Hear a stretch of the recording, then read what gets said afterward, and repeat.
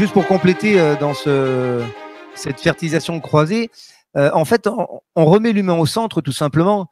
L'humain, quand il lève les bras, il n'a pas besoin d'être assisté uniquement quand il lève le bras à 90 degrés. Il a besoin d'être assisté peut-être dès qu'il lève le bras.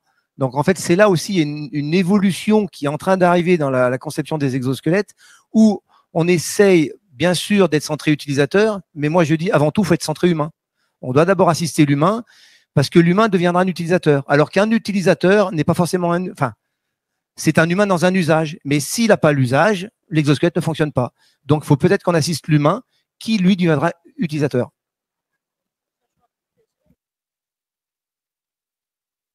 Indiqué tout à l'heure au démarrage mon président, qui a toujours raison comme tous les présidents, et qui était sur les questions d'acceptance ou d'acceptabilité. C'est-à-dire que moi je me souviens les premières enquêtes, tu vois, quand j'ai commencé à bosser sur le sujet avec sous ton impulsion, tu savais pas ce que moi j'ai continué à travailler dans les coulisses, et donc j'ai interviewé un certain nombre de boîtes plutôt grandes globalement de démarrage aussi, qui étaient des gens avec qui on bossait par ailleurs. Alors avec à la fois je ne cafte pas en disant qui, hein, en interviewant les HSE centraux ou bien les opérationnels là-dessus, pour leur demander si, parce que théoriquement ils se voulaient à la pointe de l'innovation et autres, s'ils avaient des exosquelettes. Alors souvent ils se grattaient la tête en me disant ah ouais là tu devrais aller voir là dans le nord là-haut là il y en a un qui doit l'avoir, mais alors je suis pas sûr que ça sorte beaucoup des étagères, hein, donc c'est bien dans un placard et autres. Et c'est vrai que ce qui guide c'est l'usage. Une autre chose moi qui me frappe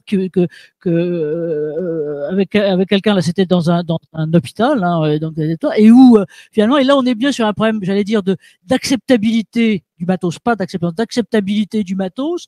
C'est qu'il y avait, alors apparemment les exosquelettes qui devaient être tout à fait efficaces et super, hein, avaient été conçus pour des mecs qui faisaient 1m85 minces. Et qui se retrouvaient utilisés par des filles qui faisaient 1m50 et 90 kilos. Bon, donc, bah oui, mais ça a l'air idiot, mais c'est quand même important. Et donc, le truc idiot et qui était purement du psychologique, mais qui était quand même lié au matériel, c'est qu'elle ne pouvait boucler, elle pouvait pas boucler les trucs, elle pouvait pas boucler la ceinture. Il fallait un rajout de ceinture, comme la honte qu'on a dans les avions quand on leur donne ça. Donc, matos exclu. Et donc, ce que je veux dire là, c'est que ce que tu mets en avant et qui est bien important, qui est le facteur humain et qui est ce jeu à la fois de l'adaptation, ce que vous dites, les adaptations incrémentales, hein, que vous faites les uns les autres sur les équipements que vous concevez, et sont indispensables, mais que de l'autre côté, le travail de pédagogie, hein, François, que vous décriviez, vous en étant externe, donc votre réseau, il faut bien le motiver, ou vous avec Marjorie, avec vos équipiers, il est tout à fait important. Donc là, j'aimerais bien un petit peu vos échos justement avec, je dirais ça va, Jean-François par exemple, avec l'assistante que vous avez, l'apprenti que vous avez recruté là. Comment vous faites justement pour faciliter cette intégration et en même temps être éventuellement à l'écoute des gourances, quoi, de ce qui va pas? Alors moi personnellement, en fait, j'ai redécouvert mon corps. Donc j'ai été convaincu du bienfait de l'exosquelette. C'est-à-dire que pour moi, il n'était pas là pour forcer à ma place. Je me suis refait, restructuré au niveau gainage, tout simplement. Ce qui fait que mon discours que j'ai eu avec mon apprenti, elle l'a accepté tout de suite. Elle n'a pas de pathologie. Moi, j'en ai. Donc, elle a marché, comme l'aurait dit Aristote, par la contagion des passions. C'est à peu près ça. Merci. François, de votre côté. Oui, pour revenir là-dessus, je pense que c'est effectivement un point clé quand on aborde la question des exosquelettes. Et l'expérience qu'on en a eue, c'est qu'on a d'abord cherché le produit. Ensuite, on a mis le produit en situation pour l'adapter. Et une fois qu'on a eu le produit en situation qui était adapté et qui apportait effectivement la solution, on a eu un certain nombre de résultats positifs et un certain nombre d'échecs dans les mises en place. Et on s'est très vite rendu compte qu'il y a un vrai travail psychologique à faire pour l'acceptation du produit. Il faut expliquer pourquoi.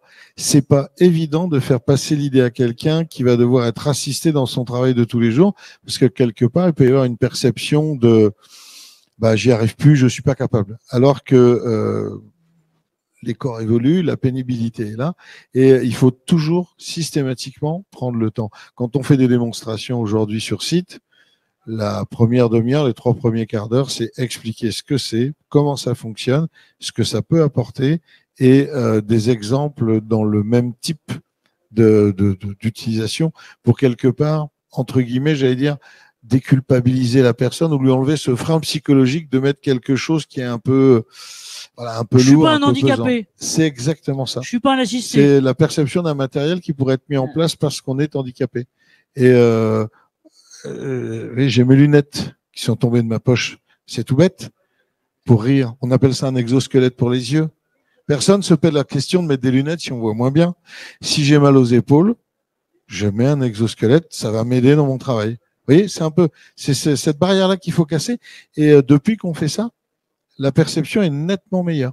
Donc, il y a beaucoup à apprendre aussi pour nous, sur la façon de faire percevoir le produit.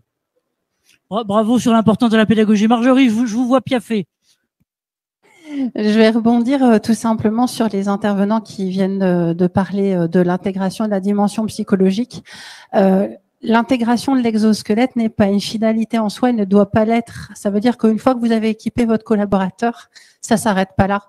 Quel que soit le type d'exosquelette, que ce soit un dispositif médicalisé ou pas, vous devez vous engager à suivre le collaborateur derrière pour éviter justement que l'exosquelette, par une remarque désobligeante, reste dans le placard, pour voir si l'exosquelette est toujours réellement adapté à la tâche de votre collaborateur, pour voir si la structure dans laquelle il intervient désormais est bien toujours cohérente avec ce que vous lui avez donné comme équipement.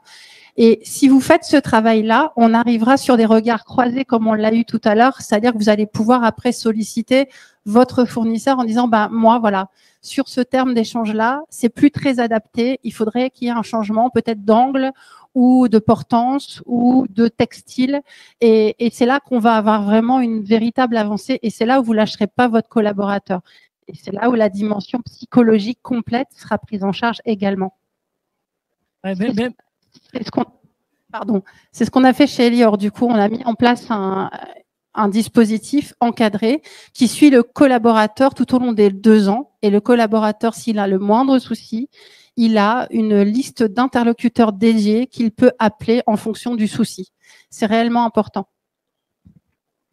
Si vous soulignez bien là tous les deux les points importants, à la fois bien sûr la pédagogie, mais l'accompagnement en continu et la durée, les choses se font pas en un jour et en un jour seulement. Et je voudrais quand même, pardon d'avoir mis un peu de citron, Lionel, tout à l'heure, mais vraiment rendre hommage à l'importance de ce qu'est toi ton dada et qui est le facteur humain et qui est l'élément de la personne qui est au cœur et au centre finalement globalement de ces démarches, avec le fait que les gens d'ailleurs chez nous, on est aussi les gens, ont besoin d'être pris en compte globalement. Peut-être là, si tu peux redire. Ouais, en fait, il faut resituer l'humain, enfin l'agent ou le travailleur au centre de la démarche. En fait, c'est pas nous qui allons utiliser l'exosquelette, c'est bien lui. Donc, à un moment donné, il faut qu'il accepte de l'utiliser. Moi, je n'impose jamais l'utilisation d'un exosquelette. L'agent, il veut l'utiliser parce il trouve qu'il a un intérêt à l'utiliser, pas de problème. Si son collègue à côté me dit moi je veux pas l'utiliser, je ne force pas. Alors c'est un peu c'est un paradoxe parce que je suis là pour mon travail, mon travail moi c'est quand même de faire la promotion des exos, faire les benchmarks, les validations, etc. Mais un agent qui veut pas l'utiliser, c'est pas un problème pour moi. Il y viendra après. Je pense qu'il y a une notion aussi de discussion entre pairs, d'échange entre pairs. Moi, je viens de la direction. Quand je vais voir un agent dans un établissement, il me dit c'est qui celui-là qui vient de la direction?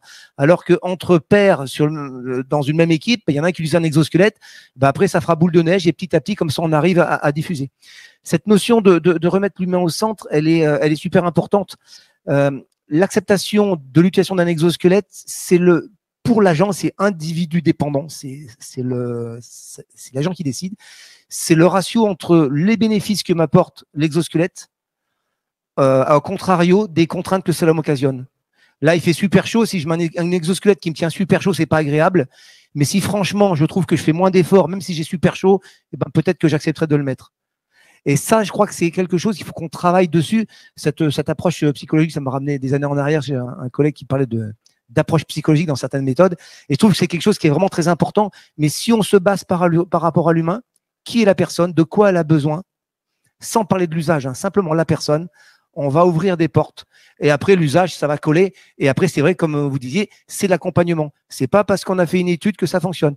Dans un établissement où on a fait il y a une alternante qui a fait 1 an de travail pour intégrer un exosquelette sur une activité bras en l'air. Alors, c'était pas simple parce que les produits et tout, ça a bien marché. Elle est partie parce que son alternance était finie. Donc, il y a une autre alternante qui a récupéré le projet. Et en fait, l'établissement a réorganisé complètement le travail et l'équipe qui a participé à l'étude ne fait plus cette activité, c'est une autre équipe. Donc, l'exo est validé pour cette activité. Par contre, il faut refaire tout le travail avec une nouvelle équipe parce que c'est plus les mêmes agents qui vont devoir faire le travail. Donc voilà, on n'en est qu'au début.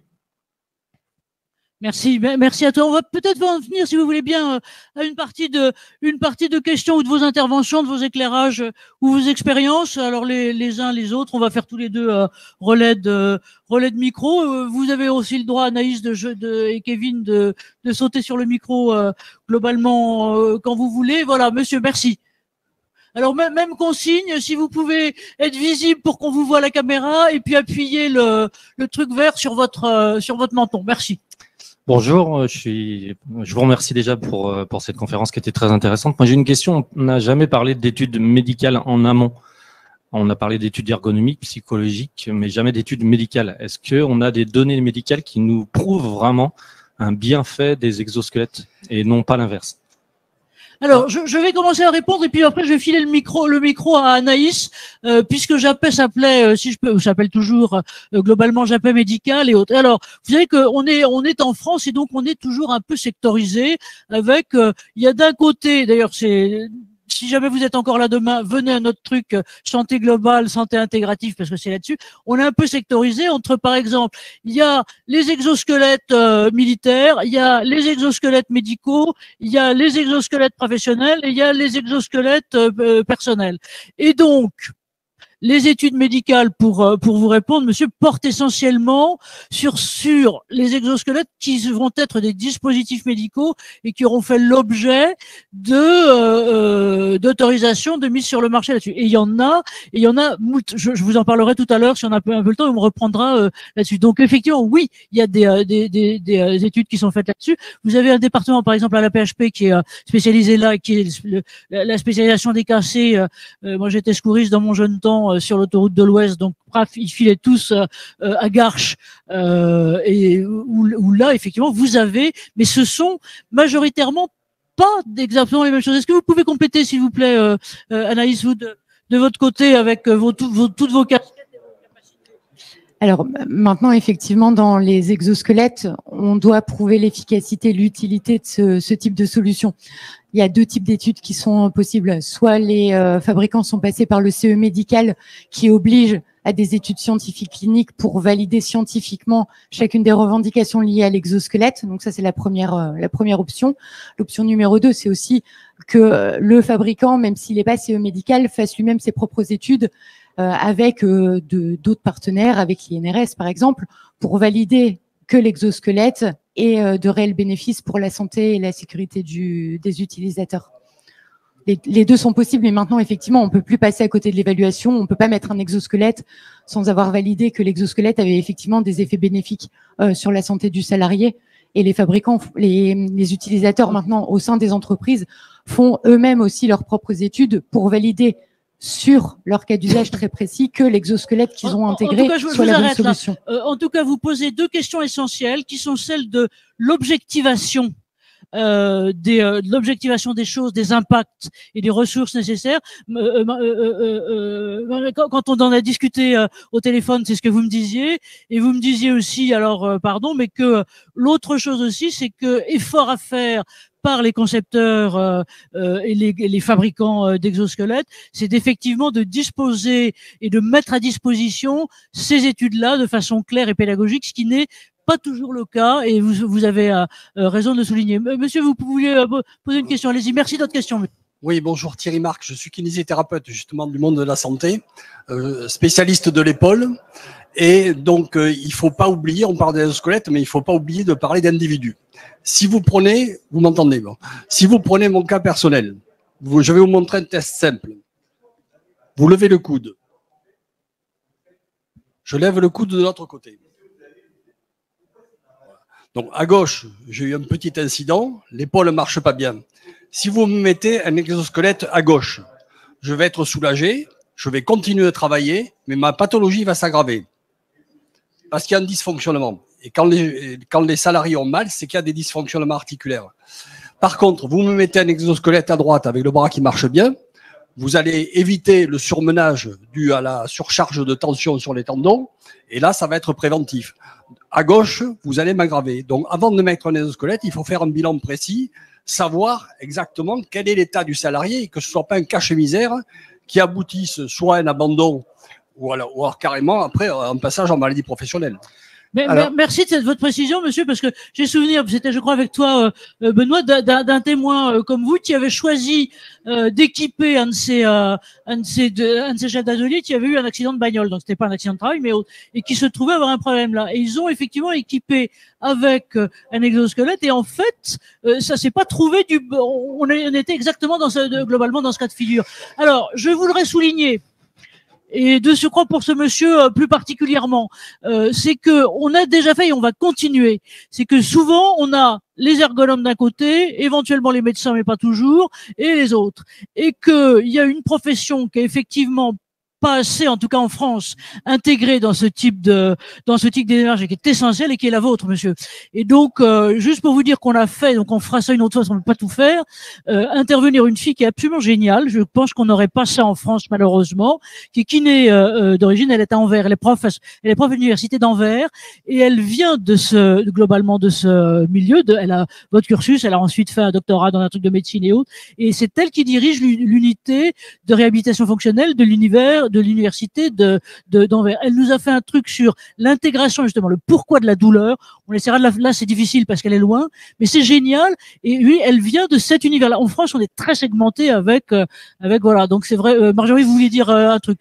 Voilà. Alors pas tous Marjorie, ensuite là, mais alors 30 secondes et puis derrière, voilà. Si je peux rebondir sur votre remarque, elle est tout à fait pertinente. C'est juste que dans la démarche, vous devez déjà d'associer le médecin du travail et si vous avez les élus, et moi je vous y engage, parce que vous allez avoir un regard complet et donc vous allez aussi avoir peut-être des restrictions ou le médecin du travail va être à même, lui, de vous donner les impératifs physiologiques.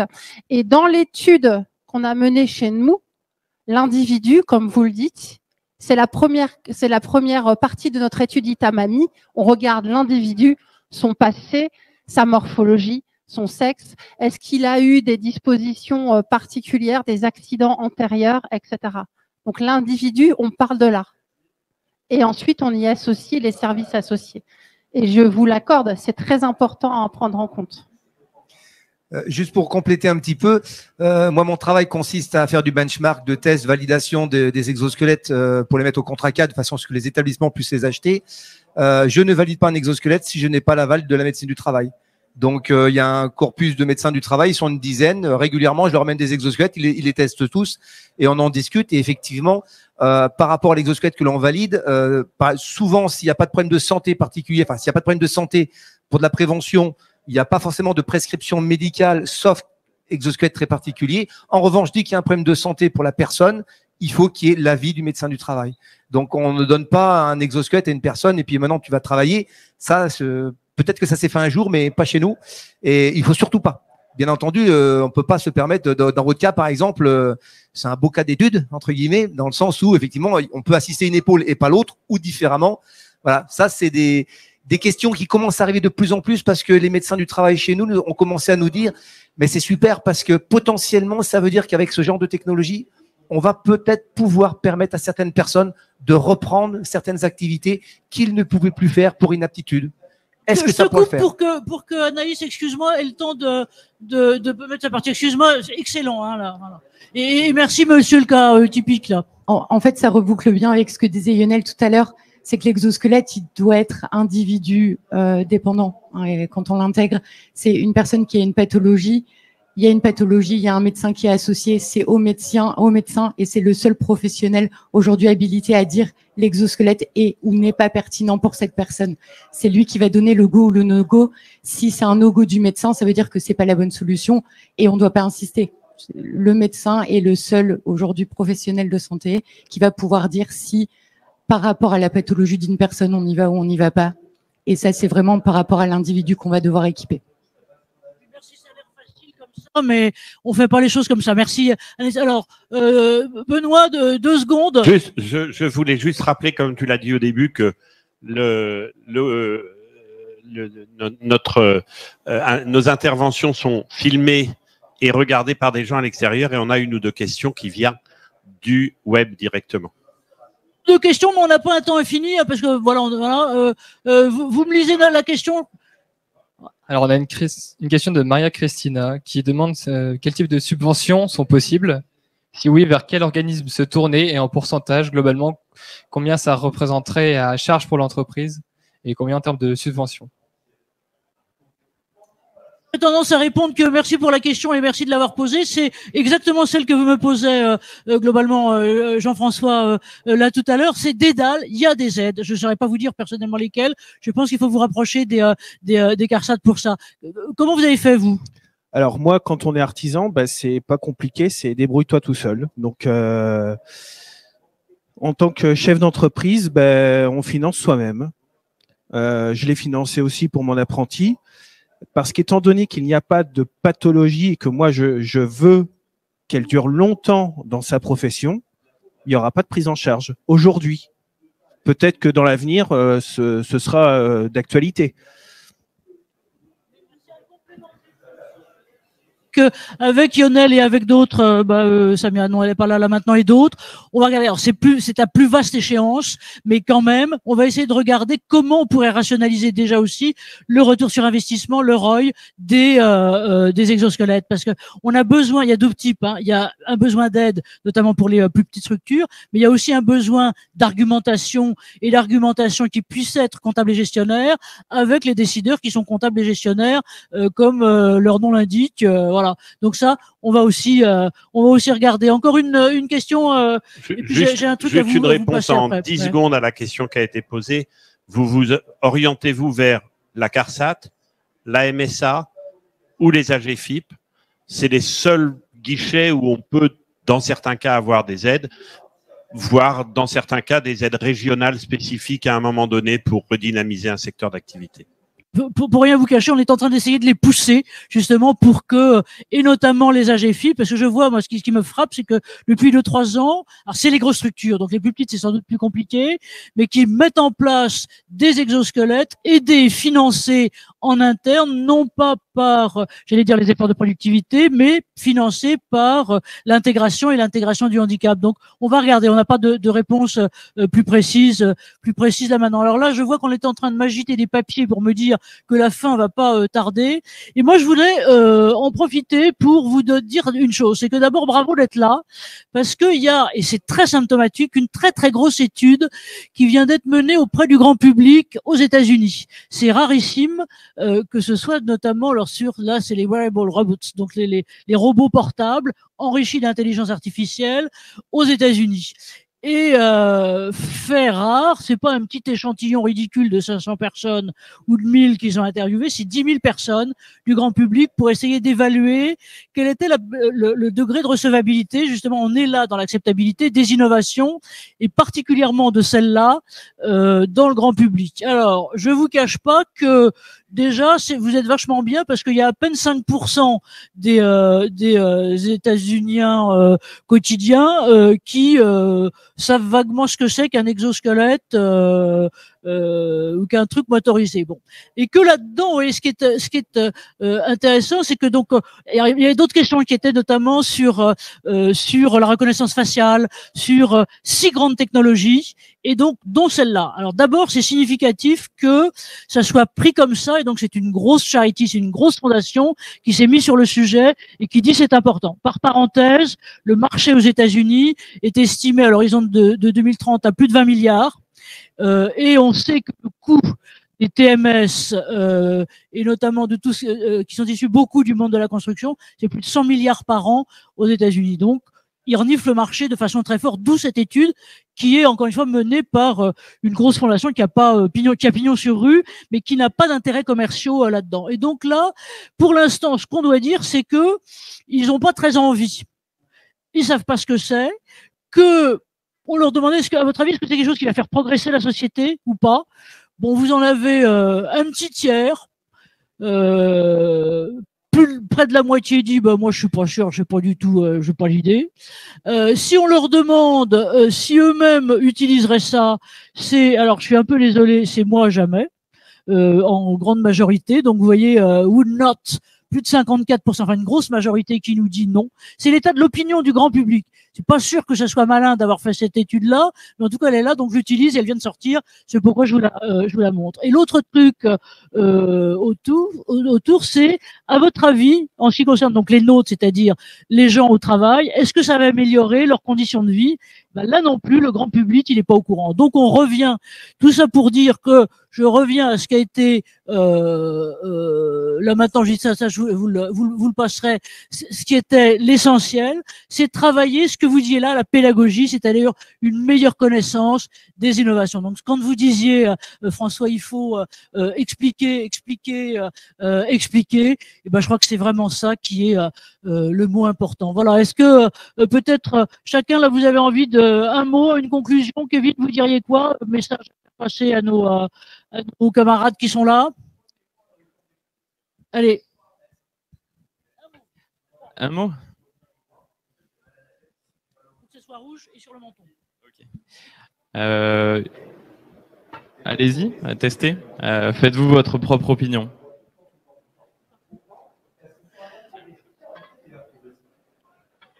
Merci. Je pense que tout a été dit pendant cette conférence. Structurez la démarche, faites les choses dans l'ordre. Structuré, d'accord. Un mot. Regardez depuis 2018 les webinaires et participez au prochain, ça progresse. À chaque fois, on progresse. François. Un résumé ultra court, je dirais que c'est un secteur qui est passionnant et qui a encore énormément de choses à apprendre. Encore beaucoup à faire et on a besoin de vous pour le faire. Marjorie? Retour d'expérience. Profitez des retours d'expérience. C'est ce qu'on essaye de faire grâce à vous. Merci. Jean-François? Moi, j'ai envie de dire qu'il ne faut pas avoir peur d'essayer, quoi. Bon, et pas avoir peur d'essayer. Oui. Gabriel? Pareil, nous, moi, je reste convaincue par rapport à ce que j'ai vu. Donc, voilà. Merci. Écoutez, merci à vous. Moi, ce que je voulais vous dire, c'est nos prochaines étapes. Merci à Lionel de les avoir indiquées. Si vous êtes là jeudi, on sait jamais, hein, on a, j'ai dire non pas une suite naturelle, mais quelque chose qui est proche. Tiens, et pourquoi il m'a coupé mon truc, lui? Merci. On a une suite naturelle qui est jeudi à 11h sur les capteurs, sur les sensors, sur tout ce qui est le computer vision et qui permet d'objectiver alors les exosquelettes, mais aussi plein d'autres choses. Et puis il y a des trucs à creuser. Vous parliez d'études, monsieur. Il y a des études tout à fait passionnantes, notamment qui sont en train de commencer à sortir sur là maintenant on est un peu tout beau, on est un peu tout beau, tout nouveau et c'est normal. Mais il y a aussi des choses qui sont en train de se faire sur la recharge mentale complémentaires qui seraient liés aux exosquelettes et à l'utilisation de ces dispositifs, notamment en cas d'imprévu ou en cas de crise. Et ça, ce sont les Australiens qui sont en train de commencer à travailler là-dessus, et c'est tout à fait intéressant. Et puis l'autre chose, et qui est un débat qui n'est pas que philosophique, et dont vous disiez effectivement que les jeunes générations le voient, et qui est le fameux truc sur l'humain augmenté. Alors en France, on voit ça autour des puces dans le cerveau, mais qui sont aussi globalement une réalité. Donc voilà, tout ça, toutes ces questions d'acceptabilité et d'intégration sont essentielles. Et ce que je vais vous demander surtout là, c'est d'applaudir et de les applaudir et de les remercier. Un grand merci à vous tous. Vous êtes de valeureux pionniers et porteurs. Merci à vous et merci à nos concepteurs. À bientôt et à bientôt à tous.